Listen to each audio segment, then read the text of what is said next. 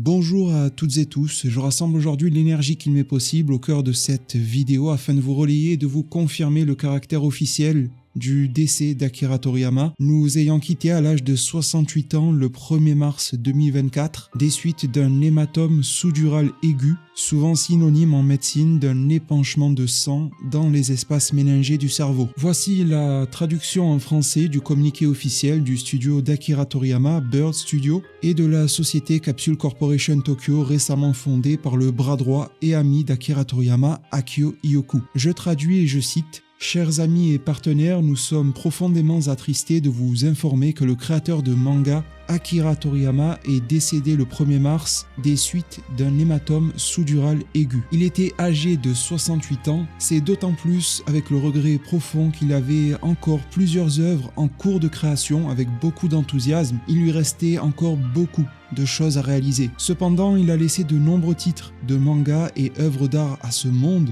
Grâce au soutien de nombreuses personnes au travers de la planète, il a pu poursuivre ses activités créatives pendant plus de 45 ans. Nous espérons que le monde créatif unique d'Akira Toriyama continuera d'être aimé par tous pendant encore longtemps. Nous vous informons de cette triste nouvelle en vous remerciant de votre gentillesse durant sa vie. Les funérailles se sont déroulées en présence de sa famille et de très peu de proches. Conformément à ses volontés, nous vous informons respectueusement que nous n'accepterons pas de fleurs, ni de cadeaux de condoléances, de visites, d'offrandes et autres. Nous vous demandons également de vous abstenir de mener des interviews ou entretiens avec sa famille. Un plan futur de rassemblement commémoratif en hommage à Akira Toriyama n'a pas encore été décidé. Si tel venait à être le cas, nous vous tiendrons informés. Nous vous remercions vivement de votre compréhension et de votre soutien. Le 8 mars 2024, Bird Studio et Capsule Corporation Tokyo. Mes très chers devins, je n'ai aujourd'hui ni le cœur ni l'esprit à communiquer plus sur le sujet. Je me sens extrêmement reconnaissant d'avoir pu vivre et connaître une époque bercée par Dragon Ball. Alors même si le ciel s'est soudainement assombri, je ne peux que supposer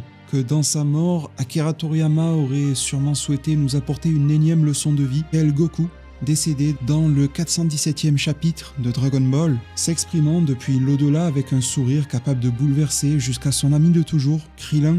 Que son âme puisse reposer en paix, que le paradis puisse lui être accordé, qu'il soit encore plus merveilleux que son imagination n'ait jamais pu le laisser penser durant tout son vécu. Un hommage digne de ce nom ne pourra jamais être rendu par ma seule personne. J'organiserai probablement une radio libre en hommage à Monsieur Toriyama, si cela est possible durant ce week-end, pour que chacun et chacune d'entre vous, en mesure de s'exprimer, puisse venir honorer sa mémoire et ses œuvres. Prenez bien soin de vous et permettez à Dragon Ball de vivre dans vos cœurs ce même emplacement au sein duquel Akira Toriyama a pu y insuffler le rêve il y a de cela plusieurs décennies.